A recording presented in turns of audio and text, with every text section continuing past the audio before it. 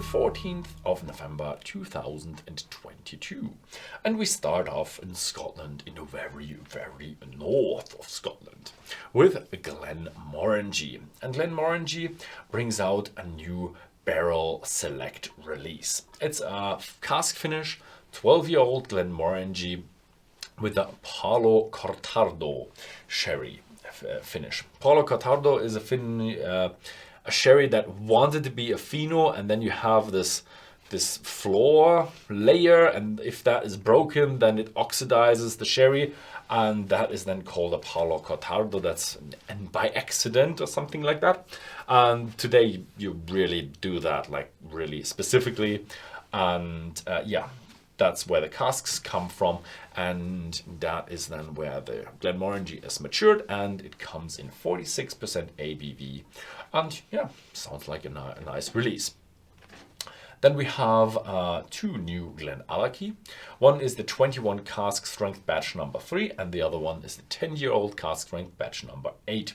21 is in PX Sherry Cask, 2,400 bottles, 51.5% ABV. The 10-year-old is the 57.2% ABV, and yeah, we don't know the cask yet.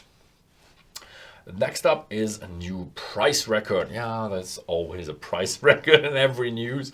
This time it's an Ardbeg, and it's an Ardbeg from 1974, and it was sold one bottle for £35,000 in an auction.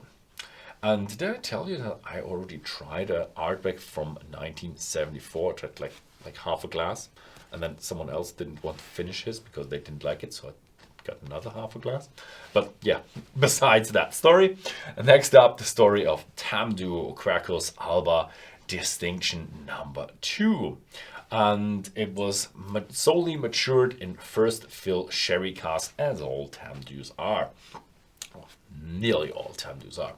It's the the second bottling of the Speyside distillery this fall, and it has 48% ABV. Then we have good news for everybody who's planning to go to Scotland. Glencadam is building a new visitor centre, and they just got the permit to do that. So you couldn't really visit Glencadam, so you had to be a VIP or someone in the business or something like that. And now they're building that visitor center, so everybody can do it. Everybody can get a ticket and visit the distillery. Then we have the new old Pulteney of the Coastal series, Pineau de Charentes, something like that, some French. Yeah, it's a new series about French wine. The first one is a finish in French wine, liqueur wines, 46% ABV, unchill filtered, no coloring. So just as we like it from up in the very north. Then we have a new story called Cask Craft from McDavid. It's a new series that specializes on casks, and the 6 first bottlings are sherry, port, Madeira, Masala, bourbon, and a finish in peated hogsheads. All of them 12,000 bottles, 44.5% ABV. Sounds really, really good. This was it with Scotland, and now let's continue with Ireland. Teeling.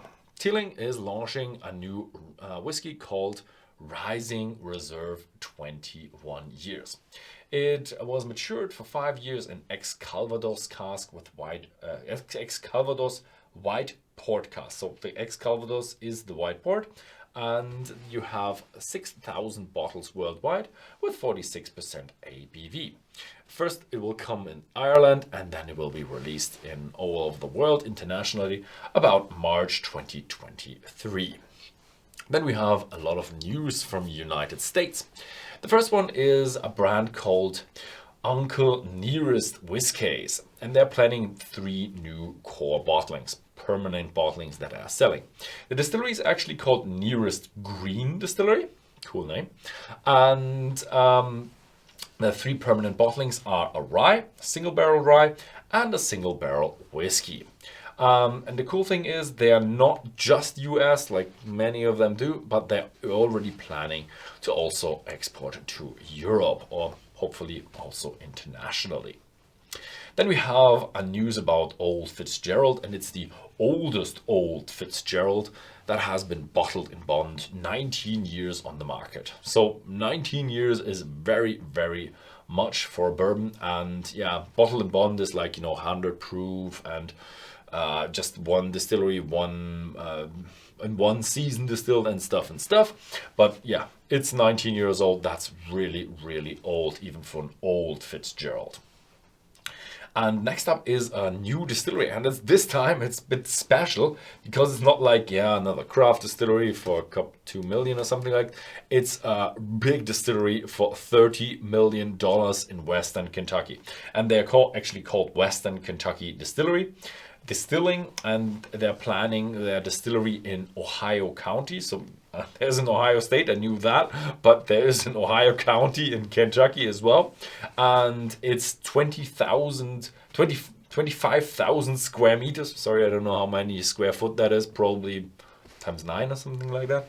And then we have 30,000 square meters as well. 25,000 is worth for their distilling building, and 30,000 square meters for their 15 warehouses. I don't think they have 15 warehouses within the $30 million. I think they're just building a couple of them with the 30 in the front, and then just as they go.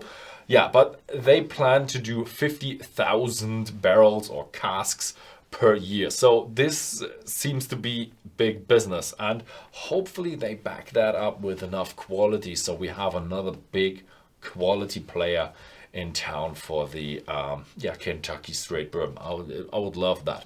Yeah, that was the last news. Thank you very much for watching, and see you next time.